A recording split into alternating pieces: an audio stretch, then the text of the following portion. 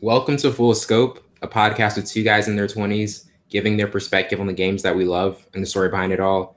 I'm your host, Wellington Burns, along with my counterpart, Savon Morris. How's it going? It's going good, man. It's How's good. everything? Well, we have a lot of topics to get into today, as usual. And to start it off, Clemson and had a narrow win against Texas A&M. A&M had a chance to tie the game, to tie for a 2-point conversion, missed it. If the call that got reversed for the touchdown earlier, doesn't get reversed, they probably, you can make the case that they win the game, but Clemson holds on to win by 2. And it's interesting because like a couple of years ago, I think the year they won the championship, they had a really close non-conference second game, or I think it was the opener against Auburn. And I think they won like 20-14, and it was a really tight game, but it kind of gave them, it was like a really good battle tested type of environment. And, they were able to escape with the win, and it kind of gave them, it kind of catapulted them into that, the best season they've had in a very long time. So what were your thoughts on the fact that A&M was able to keep this game so close and almost come out with the win, and Clemson still being able to hold on? I thought it was a great game. Obviously, it came down to the wire. Like you said, it's a call when the football going in the back of the end zone. Yeah. And also, I don't know. I like the play of Texas A&M defense as well as their quarterback. He looked poised, looked better than he was in the beginning of the preseason. They were with the note saying he might not be the guy for Texas A&M, which is he's inexperienced, but he threw for 430 yards, 3 touchdowns, and no interception. That's always good for a quarterback. He looked poised. He was rattled a little bit in the pocket, but he stood in there. He delivered some great throws. And I was pleased with that. The only thing I think I want to take from the Clemson game was the quarterback play for Clemson with Kelly Bryant, and they put Trevor Lawrence in there, the true freshman quarterback. I thought it was a little muddy. He said they want to use both of them, but I didn't like the play out of the quarterbacks. Trevor Lawrence did have a deep ball throw that went for like 40 yards, but other than that, he couldn't move the ball in the second half, so they put Kelly Bryant back in. They have no run game, Wellington, whatsoever, and they have to have a running game. They can't throw and have win off Kelly Bryant's arm alone. He's a better thrower than I'll say Jalen Hurts, but he still has the inability to look off defenders, read progressions, and do all the necessary things that you want your quarterback to do. But other than that, I thought it was a great defensive game. Some calls that was missed, and some lucky to draw plays. But other than that, man, that was a great game. Yeah, it really was. And it's interesting because the ACC has kind of looked weak early on, especially with, Miami, Florida State. I think Florida State beating Furman, but it really wasn't even that impressive. It was only like a 10-point game. And they Clemson is in a position where, they may not play a ranked team down the road in terms of the ACC. So how important do you think of a win this was for them, and the fact that the ACC hasn't looked as strong early on? It was huge for 2 reasons. One, you're number 2, and you want to stay number 2, and the ACC is not as competitive as it was like 2-3 years ago. So you're in a great standing. Your schedule's not that strong until you meet other teams down the road. But to beat an SEC team and to come off that win, that's huge for the voters, for the playoffs, and see how strong they really are and where they are as a team, especially at the quarterback position. I think that really highlight how good and bad Kelly Bryant is and how good and bad the true freshman Trevor Lawrence is, that everybody thought Trevor Lawrence should have started. And we've seen, firsthand how inexperienced he is. It's similar to ACC, the Florida State when, Blackman had to go in there when their quarterback went out. But other than that, I thought it was extremely important for them to win that, just for them to stay in the top 2 and stay in the race, but to see where they are as a team. Yeah, I would definitely agree. And now with A&M, them coming so close to winning that game, playing very impressively against one of the best teams in the country. It's one of those things where we'll see if this can catapult them into something where in a few weeks they really look like a team that was I mean, for Clemson's sake, it's really gonna be interesting. I think for them to see how Texas A&M looks down the road. Like, was this really that good of a team, or was it a game where it was a lot closer than expected, and A&M doesn't look as good down the road? Do you think it's one of those things where A&M may look better than what they actually are heading down the road, or do you actually buy what the performance they put out? Well, it's I guess I don't want to say it's too early to say, but it's too early to Yeah, say. wait and see. But we'll definitely see here shortly because they have the number one team coming up in 2 weeks in Alabama. Then they have Arkansas and Kentucky, who's looking pretty good this year, and they have a tough schedule. We'll definitely see if they if they're ready. Jimbo Fisher's first year, they look good. I love the quarterback play. I love it. Because they haven't had a great quarterback since Johnny Manziel. Johnny Manziel was a great college quarterback for them. Now I think they have that similarities in their guy Mond. So if he continues to play like that and defense continues to play, if he throws 400 yards every single game, 2 touchdowns, no interceptions, they'll be fine.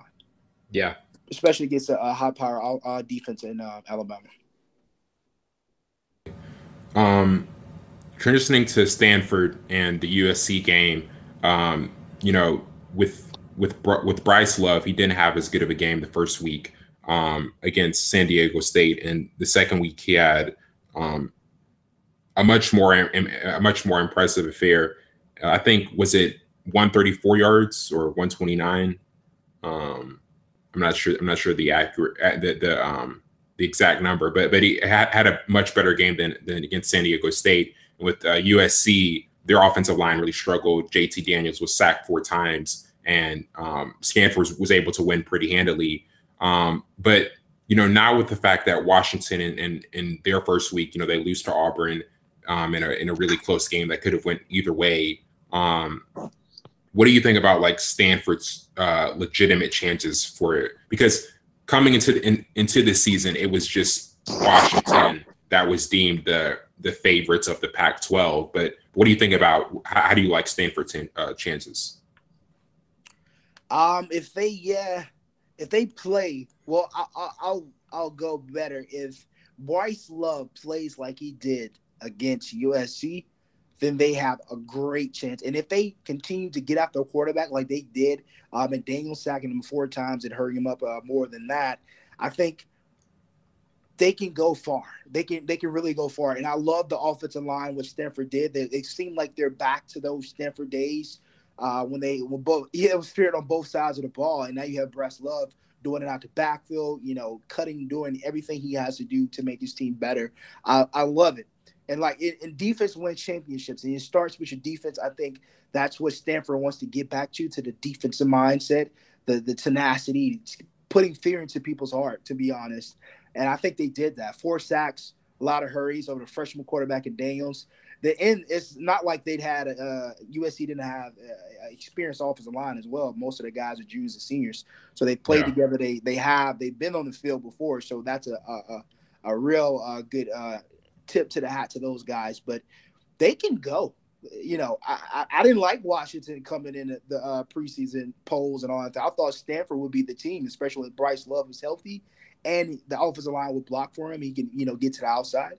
I like Stanford over Washington right now. Yeah.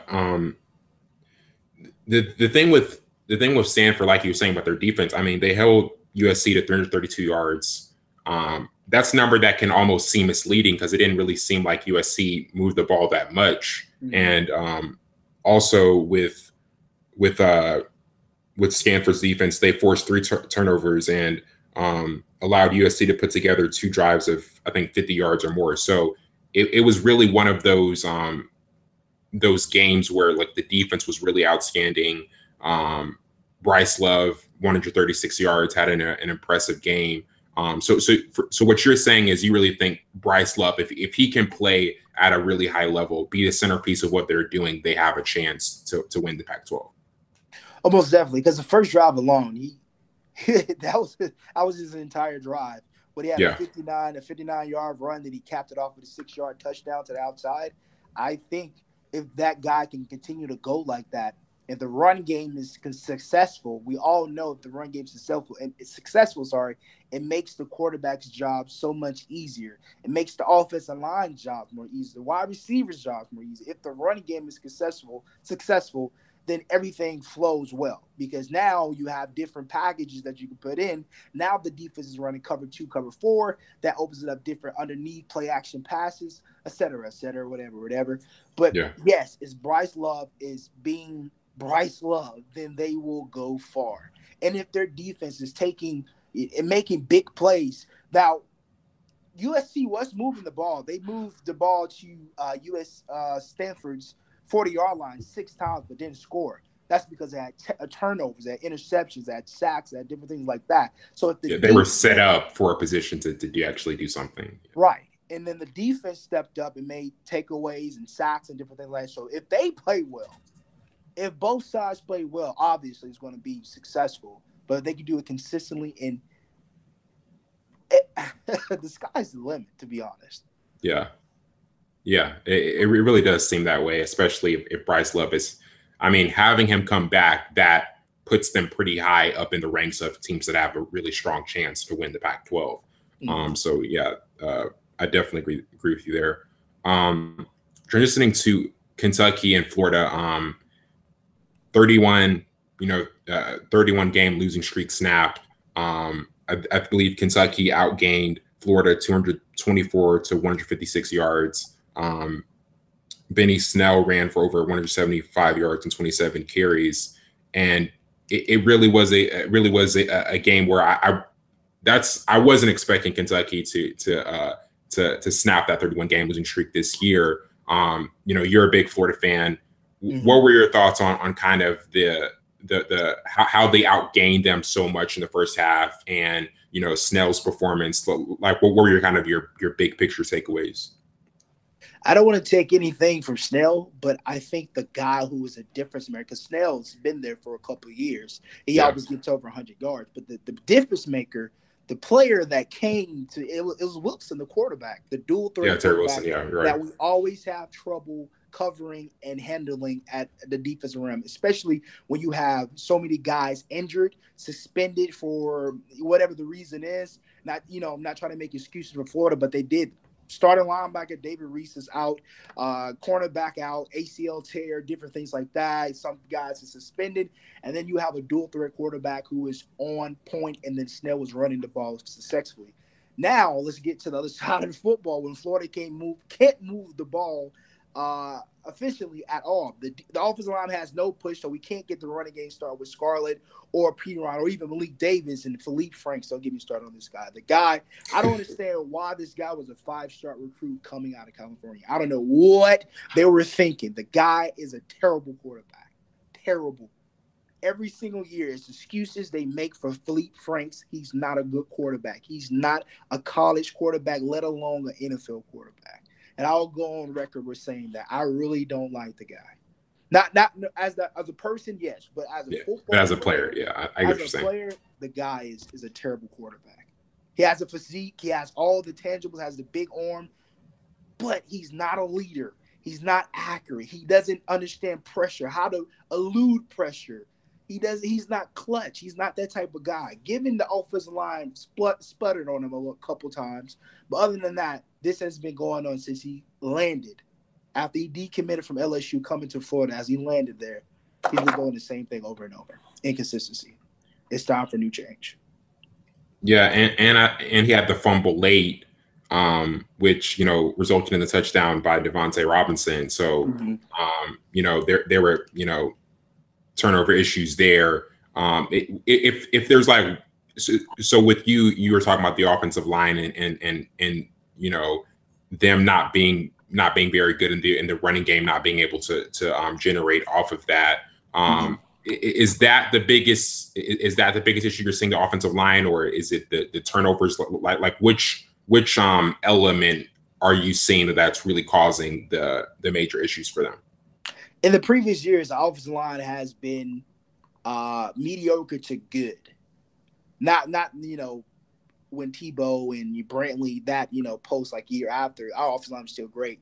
But we've gotten away from we got to pass on that because we had okay quarterbacks. Jeff Driscoll, okay. Tyler Murphy, okay. You know, the list goes on and on. Then we get Philippe Franks. When we had Will Greer, this is the same similar offensive line to when we had Will Greer, and we're moving it on all cylinders. Even when we had the other quarterback, his name escapes my mind. Sheesh. Wow. What is his name? Oh, it doesn't matter. But it's a mixture of the quarterback situation, but it's mostly the quarterback situation.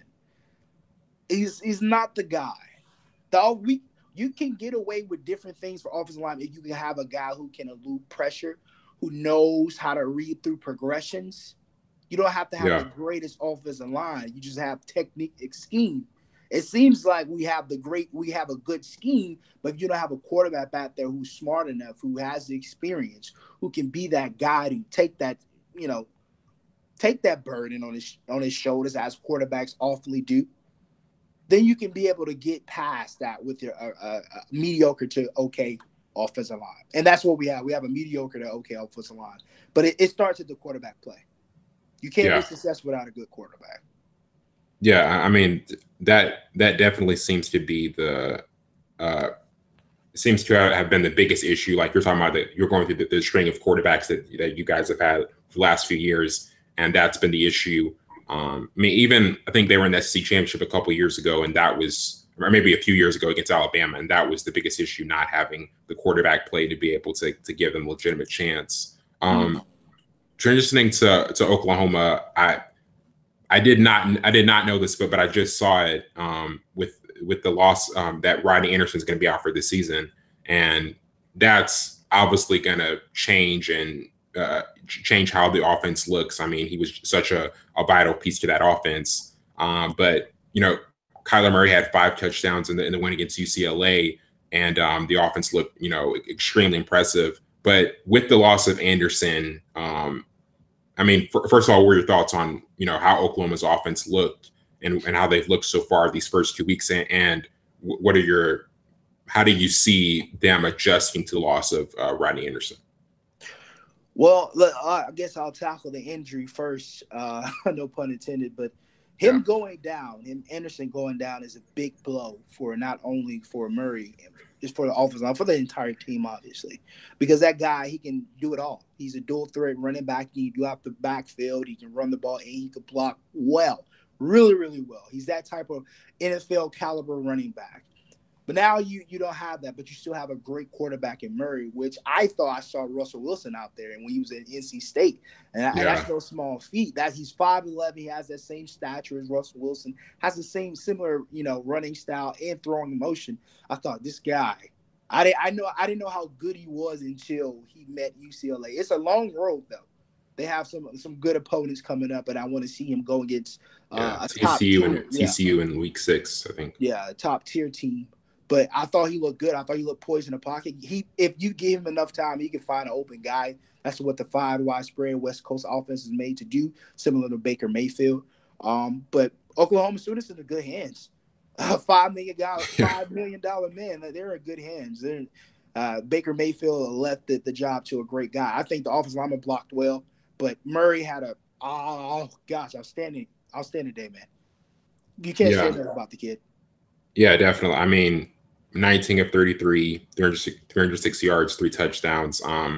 He just had a phenomenal performance. Did you expect, especially since with Mayfield going to the NFL, did you expect the offense to take a step back, or did you think with Murray, he can still keep this thing rolling?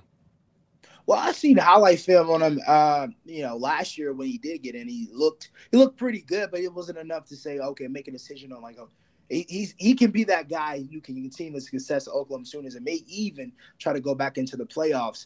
But then you have a running back Anderson, which is he's out for the season. But I thought if they had Anderson, they have a decent offensive line. Defensive wise, they're always a little sputty, or whatever. But the offense always are a great side of the ball.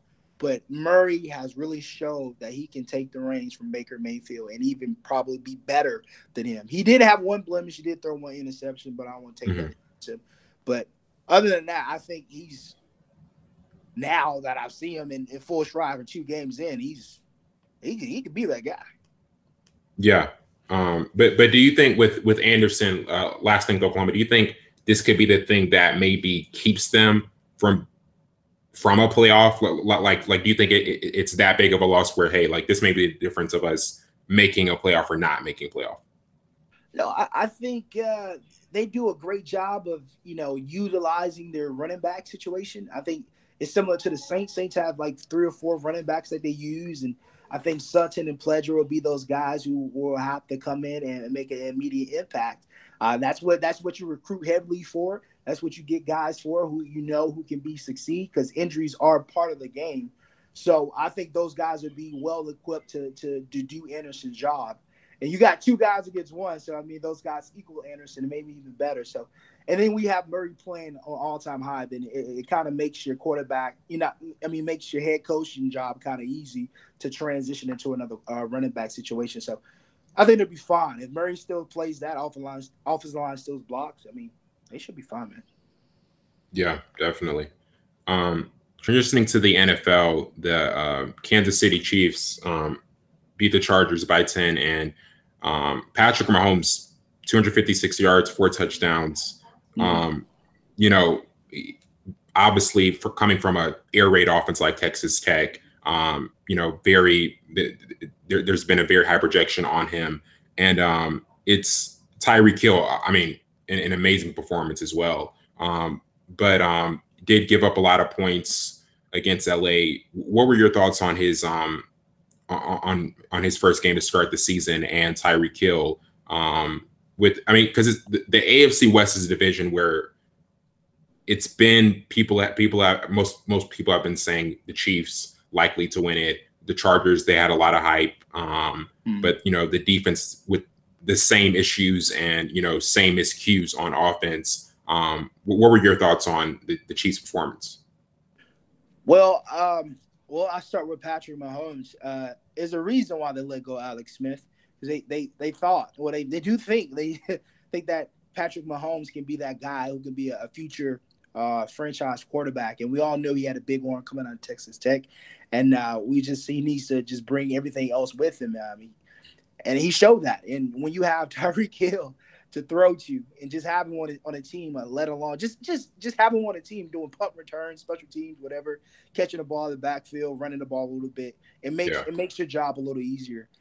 But Patrick would get back on Patrick Mahomes. He showed that he can be a top tier quarterback in the league for many, many years, especially with that big arm, man. Oh man. But the run game, I'm surprised the running game wasn't as potent as it was. Wasn't as strong. That I want to pose that question later on. Is Kareem Hunt hitting that sophomore sludge? I know it's only the first game, and they do have a great defense with Joey Bosa was out. But Melvin Ingram is a great rusher, but a nice run stopper as well. It kind of surprised me Kareem Hunt didn't have a better game than he did. But Tyreek Hill, Patrick Mahomes, they had a phenomenal day, especially Tyreek Hill. Sheesh, I wish I had him on my fantasy. It's the same thing I was thinking. It's like, man, we should have taken that guy. I think everybody was around us thinking that, like, man, he's a game changer. He is a game changer. But with all these playmakers that he has, do you think? Obviously, Mahomes is dynamic, but do you think, especially being in an offense under Andy Reid and having all these playmakers, that almost just accentuates what you can do? Oh yeah, most definitely. Especially when you have a bright spot in every position. At tight end, you have Kelsey, who was one of the top 10 tight ends, in my opinion, in the league. You have Tyreek Hill. You have Sammy Watkins, who still can play football if he stays healthy. He's been shuffled around the league a little bit, but if he stays healthy, he can be a great asset to any quarterback. And Tyreek Hill, man, say less. That's all I have to say. Say less. And if they can get Kareem Hunt going, that'll make Patrick Mahomes feeling of easiness. Like it'll be like, okay, now it's really slowing down for me. Now I can pick apart defenses if the run game is working. So if they can get Kareem Hunt going, they have bright spots in every position on offense. It's incredible how great they drafted and getting guys in there. Andy Reid is also one of the, I think, top 5 coaches in the league. just a guru, just a football guru getting players. That's why he survived with the Philadelphia Eagles so long, and that's why he's still surviving now. And using an NBA basketball analogy, like how with the Spurs every year, no matter the pieces they lose, you saw Greg Popovich, and you think, okay, they're going to get to playoffs every year. They're just going to find a way, and it's almost the way with Kansas City with Andy Reid. They still have obviously just probably the second best tight end in the league in Kelsey. Tyreek Hill, Watkins, like you said, is still able to be productive. You just feel as though, they'll still find a way to make the playoffs, and it looks like they're a legitimate playoff contender. And also, it doesn't seem like they're ready to give up that AFC West crown, as they look like the top of that. So I know it's just 1 week, but does it look like this is still the team to beat? And I mean, we haven't got to Denver yet, but does it look like this is still the team to beat in the AFC West? Right now, yes. Still some things they have to clean up. Obviously, it's only the first week. I want Mahomes to be more accurate with 15 to 27, and I want him to spread the ball more. Kelsey only had one reception, and Sammy Watkins had 3 receptions. He targeted Kelsey 6 times, but I just want him to be more accurate and be more precise and spread the ball around a little bit. But right now, yes, they have, because like I said, they have bright spots in every position on offense. If they could get everybody going, I know it's kind of hard to do so, but if they get everybody going, they're the most scariest team in that conference, in there. As even as a dark horse in the AFC. I mean, you can consider them. In their division, they're the most scariest team. Oh yeah. But AFC right now, they're still a little bit high. Yeah. I still like the Steelers. Of course, you love Tom Brady. It's other team. Yeah, it's other team that okay. Kansas City's they're decently good, but let's see if Patrick Mahomes can be consistent. It's only the first game. He's still, you don't want him to hit. You still have 3 guys that are the second year in. You got to wait and see if they hit the sophomore slump. Yeah, for sure. Transitioning to Denver, Case Keenum had his debut, and for Thomas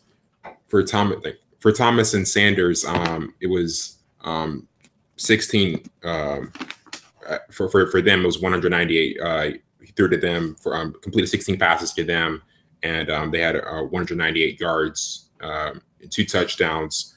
And then had a 329 yards, 3 touchdown performance. And it's interesting because he on quick reads and throws inside, he was really good, but downfield he really struggled. Had 3 interceptions, and that was kind of a dark spot in terms of the debut. But with his performance, with the highs, with the lows, what kind of stood out to you the most? The 3 interceptions, to be honest. And you look at Russ Wilson, he threw 2 interceptions as well. We threw a couple of interceptions as well. But that's going to happen. First-year quarterback, have to get, acclimated to what the guys, what you're seeing. Maybe there's a couple of throws that was kind of off. He wanted the guys to do this, but they did that. It's just kind of a rhythm, gelling situation. It's the first game. The most important thing, they got the W. Forget the stats. That's the most important thing. They got a great W for a first-year quarterback at this squad, and they need that. They haven't had a good quarterback since Peyton Manning. They just got rid of the Paxton Lynch, who they drafted first round a couple years ago. So it's kind of the up in the air and different. So yeah, I think Case Keenum is one of those quarterbacks who can be consistent, but he has to get settled in. You saw what he did with the Minnesota Vikings and how far they took it, even though they had like 3 or 4 quarterbacks there. But I think the most important highlight, they got the W, Wellington. And then the running game is going to get there. It's going to get there. I think they spread it out a lot with Royce Freeman and Lindsey. So, but Case Keenum, you got to get rid of those 3 interceptions. They trust him a lot. Yeah, and if he plays within himself, not trying to do too much, they have a solid running game. The defense is going to keep them in games. To me, it's like he really doesn't have to do like he doesn't have to try to go beyond and show that, oh, I'm a dynamic quarterback. He just has to, take care of the ball, be efficient, not make tactical errors. Do you think like that's the blueprint? Just not try to do too much, just take care of the football, things like that, and the rest will take care of itself? Of course, because the blessing that he had coming from another team to that team with Minnesota Vikings, that both teams had great defenses, had a good secondary, and had a good front seven that could stop the run and also pressure the quarterback, which gives you the ball more, gives you more opportunities to throw. He threw almost 40 times last game. So if he just sticks to the script, read through progressions, don't force anything, don't be a hero, don't play hero ball, as you will hear a lot from announcers and even football players. Don't be hero, don't play hero ball. Take what the defense gives you and move the ball down the field. Depend on your running game and then go from there. But if he does that, we know that he can do that. He can lead a team to the playoffs. So just stick to what you know. Stick to you guys. Yeah, for sure. Last topic with the NFL, of course, we have to talk about the comeback by your guy, Aaron Rodgers. And the first half, it was Khalil Mack. If there's any team that may have like lost week one already, it seems like Oakland. They're like, watch, okay, really? Like, this is the guy we gave up. He just had an amazing debut for them, and it almost like with their offense and their new head coach Matt Nagy and Trubisky looking pretty good. It seemed as one of those things like, oh, could this be like almost like the Rams of the NFC North? And then in the second half, after Rodgers comes back from an apparent knee injury, 3 touchdowns in the fourth quarter, and just off of one healthy leg, he was able to do that, which is still mind blowing. But with that comeback and how, Chicago it seemed like they were playing not to lose at one point, making safe calls, almost like how Jacksonville did against New England. Like when they had that big lead in the AFC Championship game, and they started to play a little more conservative and just play not to lose and things of that nature. But what were your what did you think about the comeback? Mama, there goes that man. Aaron Rodgers, he does this so well, better than any quarterback coming back from an injury in the same game. Look at 2014 when we lost the Seahawks. Those 2 games against Dallas and the Seahawks, he was injured the entire time. The entire season he was injured.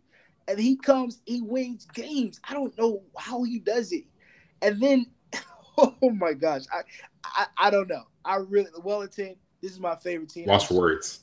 Yes, I'm really lost for words because I think Tom Brady is the greatest quarterback that ever stepped on the field. But if Aaron Rodgers had the rings, Rodgers may be the most talented ever, the most talented quarterback, most talented, most accurate quarterback, most mobile quarterback.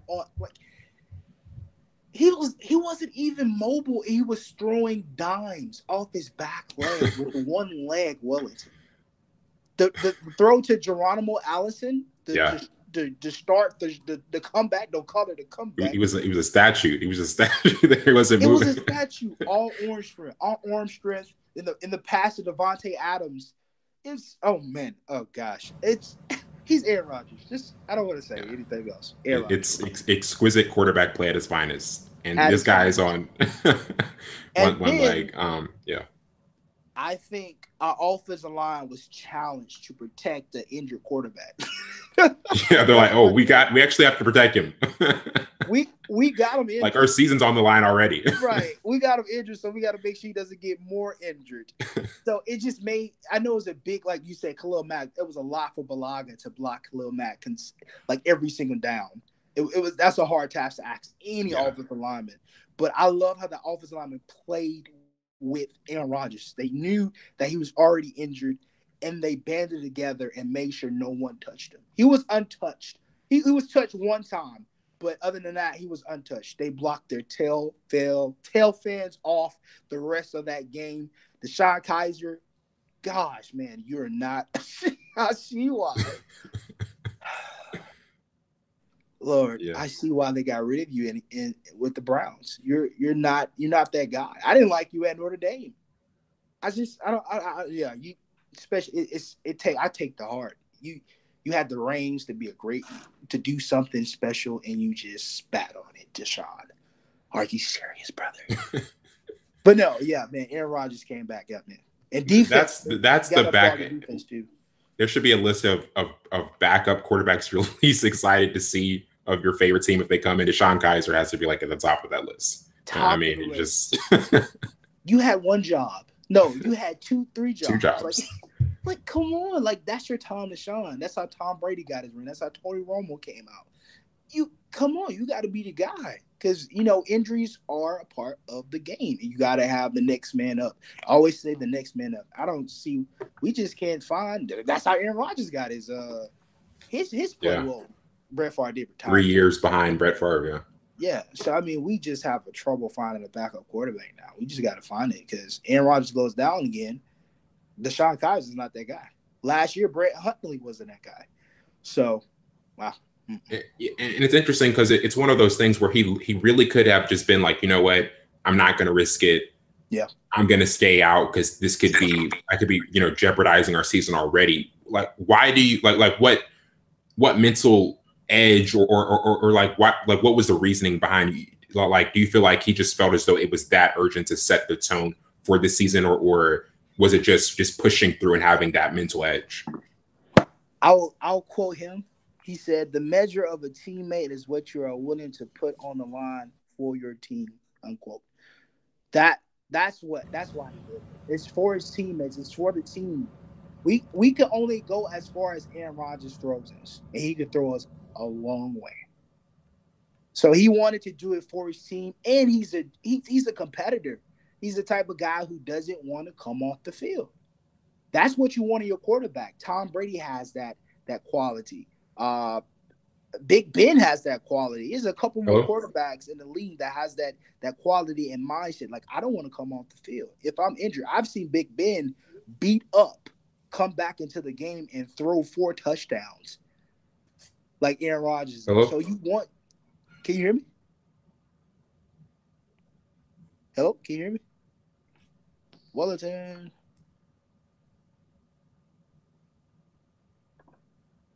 I hear you. Can you hear me? Hello? Hello?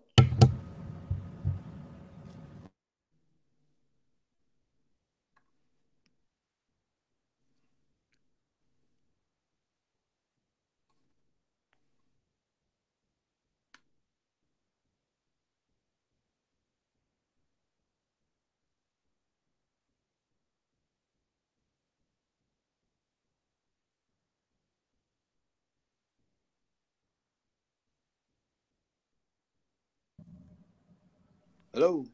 Okay, I can hear you. But I completely interrupted that great quote you're about to say. Carry on. What did he say? Okay, the quote. "The measure of a teammate is what you are willing to put on the line for your teammate," unquote.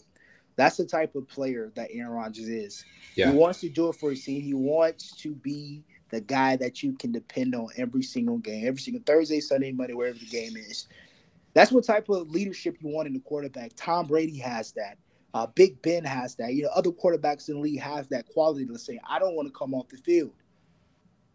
Tyrod Taylor has that. When he messed up his injured arm, he came back in the preseason and actually did a pretty good job after coming back. That's the type of tenacity you want in your quarterback because he's the field general. He's the leader. He's the captain of the team. So that's what Aaron Rodgers possesses. And that's what he goes in every single Sunday, Monday, Thursday, whatever the game is. That's the type of quarterback you want. That's why he did it. I was a little caught off guard there. You went from Rodgers, Brady to Tyrod Taylor. But hey, I mean, I know what you meant. But I was like, whoa, Tyrod Taylor came in this. He's not a bad quarterback. I know he's good. He's good. He's okay. Yeah.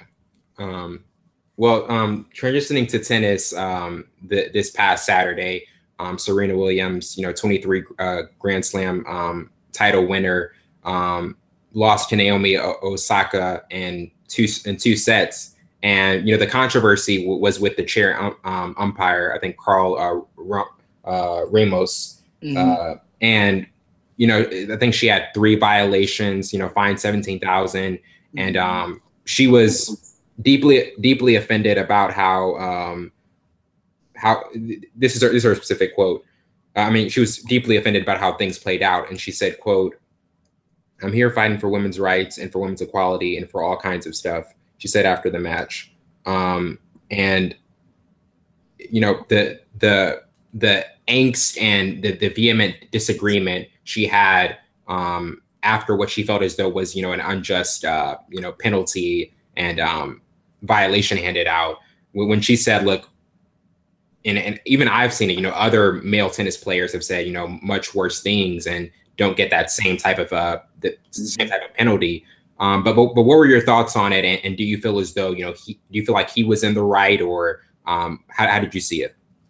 I thought that was blatant disrespect right then and there. It was openly, blatantly disrespectful to her, not only to Serena Williams, but all women tennis players. Like she said, I've seen guys break their tennis rackets, don't get any violations. I've seen guys go after the head judge and they say nothing. They sit up there on their pedestal and don't say anything. But when a woman does it, they feel like they can have the control over that. And then you violate her because you think she's getting. You think, you don't know. You think she's getting coaching from her coach. A thumbs up doesn't mean it can mean so many things. I understand. You're just trying to do your job, but come on. Is it a warning? She got a straight violation. She didn't get a warning. She got a straight violation, and then they fined her 17,000. Not only that, before that even happened, they said she couldn't wear what she wanted to wear. I've seen I forgot her name, but there's a woman who wore a onesie leotard and played an entire match, and they said nothing to her. Wow. I think it's prejudice. I don't want to say it's racist, but I definitely think that they're after Serena Williams. Yeah, and it's interesting because to me it's like the arguably being one of the greatest athletes ever, and the most dominant female tennis player. You can even say the most dominant tennis player of her time. Like, you don't even have to say female. You can just say she's the most dominant tennis player ever. And it's one of those things where you would feel as though a player of that magnitude would get the benefit of the doubt, and she doesn't. And to me, like, that's really the tragedy of the situation. And not to using another NBA analogy, remember in game 1 of the finals, with the charge block call on LeBron, where it was originally called a charge, and it changes to a block, and everybody was like, "Whoa!" Like, LeBron usually would get that call in the finals, and obviously this is not the same magnitude of what happened, of her integrity being attacked, but it just feels as though a player of that magnitude would get the benefit of the doubt. Did that kind of stand out to you, that he just adamantly did not buy what she was saying? I thought so. I don't know. I thought it was. Other than that, it's kind of up in the air because he didn't listen. He didn't even bother to listen. He just had no interest in listening to it. Yeah, it was. It won't be overruled. I won't change my mind. Like, it has to be some compromise. You just, it's. I don't know, man. I don't want to speculate, but it seemed like he had a vendetta against her. And other than that, I think she would have won that match if those violations didn't play a role. I think she was cheated, and I think the people watching knew that she got cheated, and she's such a great figure to say, no, don't boo her, don't boo. Let's give her props. She won. She did win. Let's give her a stand ovation. Let's. That's what type of person she is. She's not going to cheat. I'd rather lose than cheat. Like, I'm not going to cheat. That's not in my character. And to see her get that upset and emotional over that meant so much to her, that you have to treat me just like you'll treat the other guys. Exactly. Yeah. So I thought it was just blatantly disrespectful to her. Yeah. Last thing with this is it's interesting you're talking about how she didn't want Osaka to be booed.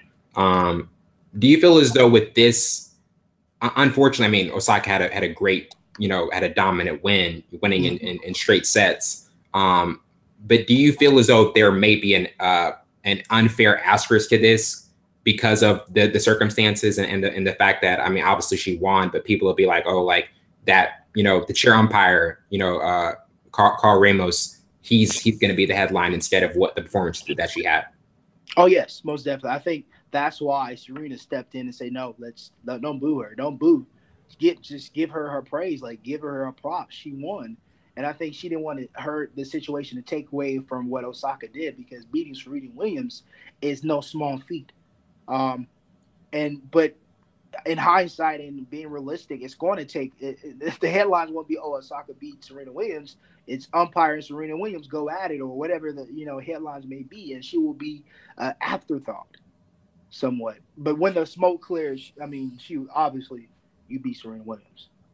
Yeah. And that was her idol, and she, obviously when you're facing her idol, that's not the way you want to beat. I mean, you obviously you beat them, but that's not the circumstances you want it to be under. Like, you just want it to be considered like, I beat them. There was no controversy. Yeah, exactly. And I think that was kind of like the emotional aspect of it. I didn't mention this topic, but it was from the NBA with Devin Booker, and the fact that I think he's going to miss 6 weeks off of undergoing surgery on his right hand, and obviously had the 5-year $158 million extension, and him being the face of the franchise. I think they got DeAnthony Melton, and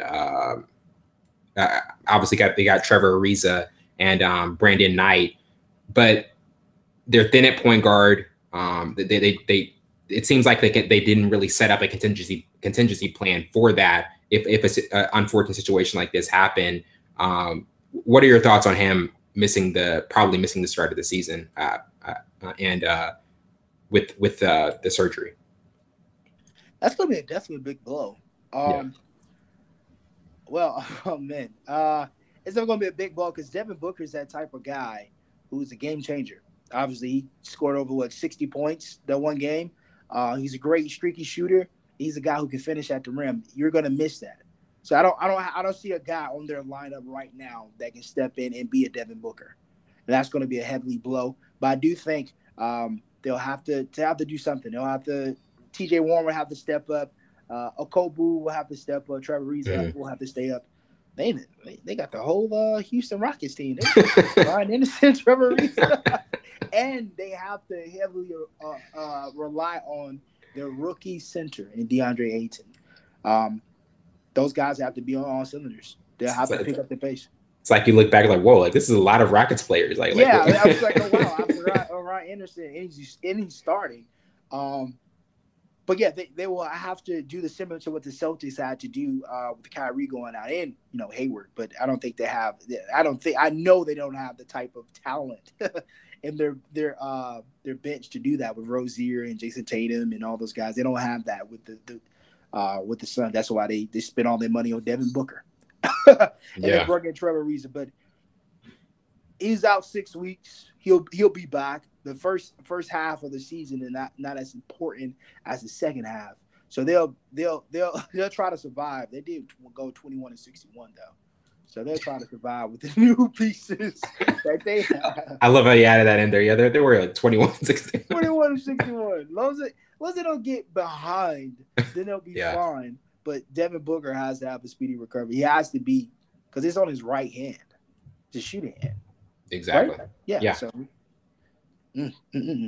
that's the jeez, man. And last thing with this, I mean, we really were looking forward to seeing he's still gonna be back, but early on looking forward to seeing the pick and roll partnership with him and DeAndre Ayton. Mm-hmm. Some people are saying, oh, maybe this is Shaq and Kobe 2.0, but obviously that's way too early to say. But any thoughts on how this affects Ayton and maybe more more of a workload for him? I think it'll still be a pick and roll type situation. Mm. He will have to be a guy who can shoot off the dribble as well and create his own shot, because they're going to need that, because Tyson Chandler can't do that. Ryan Anderson is the 3-point guy, the big man 3-point guy. But DeAndre Ayton has to be a guy who can create his own basket and get to the rim. They're going to definitely need that. They haven't had that in a long, long time since Amari Stoudemire. Yeah. So he has a lot on his plate, a lot on his shoulder, especially if Devin Booker is out, or especially because of Devin Booker is out. Even before that, though. But I think you have veteran guys in Trevor Reese and Ryan Anderson and Tyson Chandler, TJ Warren as well. Yeah, the veteran presence is strong with that team. Yeah, it's not as strong as their play, but just their aura, exactly. Aura alone. Yeah, we got veteran guys, but what does that matter? But well, we have veteran guys, but we went 21-61. Well, what about Josh Jackson? He might step up. Yeah, and this could be a jump. I mean, this could be a time where he can take the next jump as well. So yeah, he definitely is gonna have that opportunity early on. He needs to do something. Yeah. Well, that wraps it up for tonight. I'm your host, Wellington Burns, along with my counterpart, Savon Morris. This has been Full Scope. See you later.